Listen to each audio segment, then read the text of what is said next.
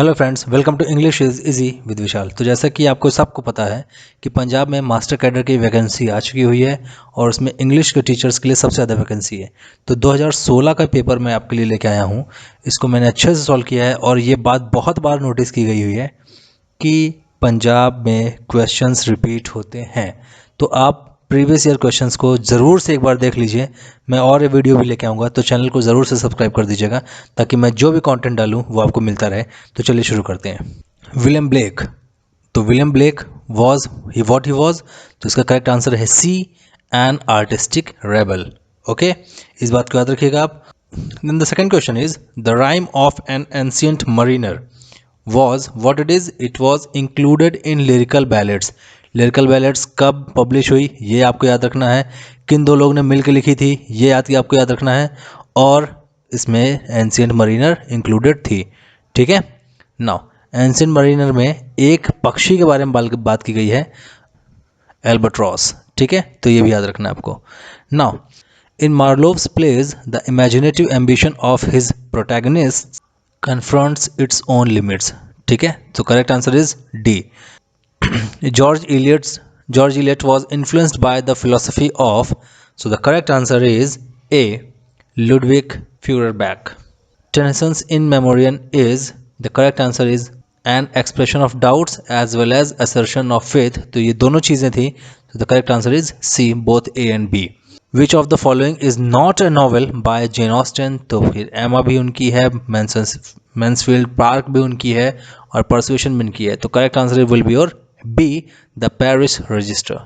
Swift's a tale of a tub is a story of three brothers who represent a Roman Catholicism, Calvinian descent, Anglicanism। So the correct answer is all of the above।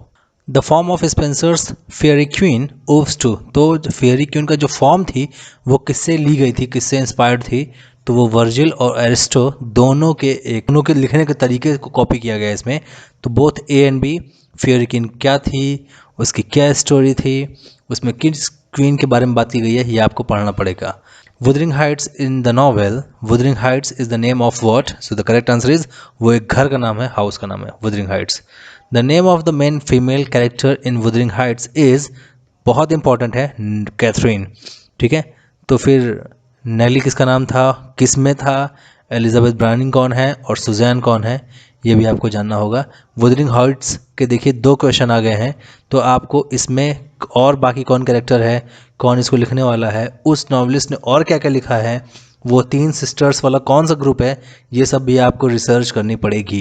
Venus and Adonis ये किसने लिखी है, तो बहुत ही आसान है यार, Shakespeare ने लिखी थी। Which of the following is not a play by Shakespeare, तो शेक्सपियर ने इन सब में से कौन सा नहीं लिखा है, तो बहुत ही आसान है, 12th। The correct answer is the Spanish tragedy. तो ये किसने लिखी है और इसमें क्या बताया गया है, ये आपको जानना चाहिए, एग्जाम में पूछ सकते। The intellectual world of Marlowe's Doctor Faustus is one in which, तो डॉक्टर फॉस्टर्स मार्लो ने लिखी थी, ये कौन सा जॉनरा है ये आपको याद रखना है। Divinity has no place, ideas reign and medieval science is rejected, सब कुछ है, तो correct answer is all of the above. In Pope's the Rape of the Lock, तो ये क्या है, epic get domesticated, heroic is debunked, तो दोनों बातें हैं यहाँ पे। ठीक है, तो एक छोटी सी बात को लेके एक बहुत बड़ा इपिक लिख दिया गया, both A and B. Okay, ये बहुत इंपॉर्टेंट है। क्रैनफोर्ड 15th, क्रैनफोर्ड ये नॉवल किसकी लिखी हुई है, correct answer is Elizabeth Gaskell. Felix Holt is a work by, तो फेलिक्स होल्ट है बहुत अच्छी एक क्रिएशन है, ये किसने की है, correct answer is George Eliot. Matthew Arnold belongs to which century, so the correct answer is 19th century। What is the subtitle of the novel Frankenstein, तो फ्रैंकेस्टाइन नावल का टाइटल क्या है, तो इसका सब टाइटल है the modern Prometheus. C. Who wrote the novel dash, तो ये जो क्वेश्चन था ये थोड़ा सा कंफ्यूजिंग था, ये आ गया एग्जाम में, तो इसका नंबर सबको दिए गए थे, तो कौन सी नावल के बारे में पूछना है ये नहीं पता यहाँ पे। Matthew Arnold gave the famous term of, तो मैथ्यू अर्नोल्ड ने कौन सा एक फेमस टर्म दिया था, तो इसका करेक्ट आंसर है touchstone. Areopagitica was a famous pamphlet written by, तो ये किसने लिखा था, और इसका सही जवाब है John Milton. Who coined the term metaphysical poets to refer the poets like John Donne, Cowley etcetera, कौन है वो बंदा जिसने मेटाफिजिकल पोइट ये वर्ड निकला, तो correct answer is doctor Johnson. और वो कोट क्या था, ठीक है, आपको वो कोट ढूंढना है। In which play of Shakespeare does the grave digger scene occur? तो ग्रेव डिगर सीन कौन से प्ले में थी उनकी? हेमलेट। अच्छा, ओथेलो और किंग लियर भी बहुत इंपॉर्टेंट है, एटलीस्ट इनके कैरेक्टर्स के नाम अपने एग्जाम के पर्पज से आप याद कर लेंगे।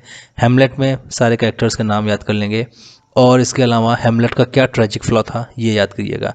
और इसके अलावा जो इनके जो सारे के सारे ट्रेजिडी हैं, ठीक है ना, चाहे वो मैकबेथ हो, चाहे वो किंग लियर हो, चाहे वो एथेलो हो, चाहे वो हेमलेट है, इनकी क्रोनोलॉजी याद कर लीजिएगा, कौन सबसे पहले लिखा गया, कौन सबसे बाद में लिखा गया। The idea of universal law, order and tidiness, so characteristics of 18th century can be attributed to, ठीक है, तो लॉ ऑर्डर ये सब चीज़ें, ये सब कैरेक्टरिस्टिक्स किसको हम बता सकते हैं कि हाँ ये सबसे पहले इन सब चीज़ों के बारे में किसने बात की?